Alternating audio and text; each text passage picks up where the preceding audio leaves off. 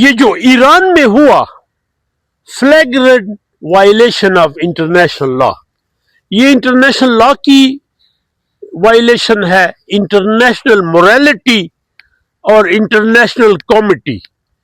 یہ جو international relations کے اسٹوڈنٹ ہیں ان کو پتہ ہے کہ انٹرنیشنل موریلٹی ہوتی ہے، انٹرنیشنل کمیٹی اور انٹرنیشنل لا، اور یہ پاور پالیٹکس کی کروٹ فارم ہے.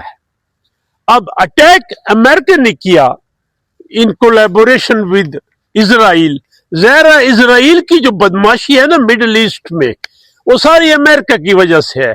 اب شاہ تھا ایران کا تو مڈل ایسٹ کا پولیس مین تھا، ایک بدماش بنا ہوا تھا، وہ ساری پیچھے سپورٹ امریکن، جو ایرانین ریولوشن نے 79 میں آ کے چینج کی تھی.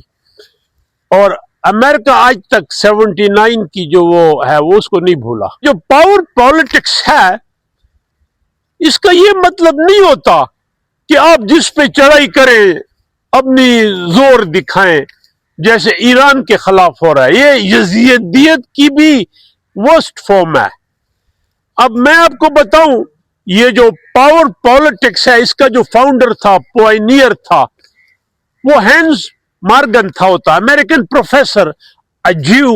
بٹ اس نے کتابیں لکھی، جو اس کی کتاب ہے، اس کی مشہور کتاب ہے politics Umang nations, the struggle for power and peace.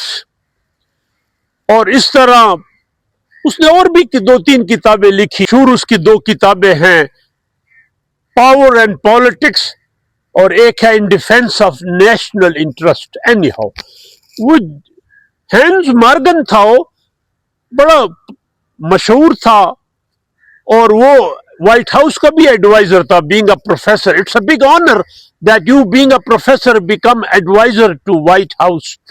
تو پریزیڈنٹ کینیڈی اور پھر جانسن کے ساتھ تھا، and Johnson was the one جس نے اس کی پھر چھٹی کرائی. کیوں ہوا یہ کہ جب ویتنام کی جنگ جو 19 سال چلی، شروع تو وہ 50s میں ہوئی تھی لیکن صحیح 65 میں ہوئی، اور یہ پھر چلی تو ہی اپوز اٹ. تو لوگوں نے اس سے پوچھا کئی دفعہ کانفرنسز میں اور ود ان وائٹ ہاؤس، جب کہ آپ کیوں ویتنام کی جو امریکن ایگریشن ہے یا انٹرونشن ہے ان ویتنام، اس نے کہا it's against international morality, international committee, international law. ٹھیک ہے، میں چیمپئن ہوں دیٹ پاور میٹرز اور countries should be very strong power wise, لیکن اس کا یہ مطلب نہیں کہ آپ کمزور کو دبوچے یا آپ ایگریشن شو کریں اگینسٹ انٹرنیشنل موریلٹی. اور پھر اسی بات پہ پریزیڈنٹ جانسن نے اس کو فائر کیا. But he was a renowned professor, Chicago university میں پڑھاتا تھا. جو میں کہنا چاہتا ہوں ہینز مارگن تھاؤ کے مطابق کہ power country should be powerful, لیکن اس کا یہ مطلب نہیں ہے کہ کنٹریز جو چاہیں کریں. اب جو ٹرمپ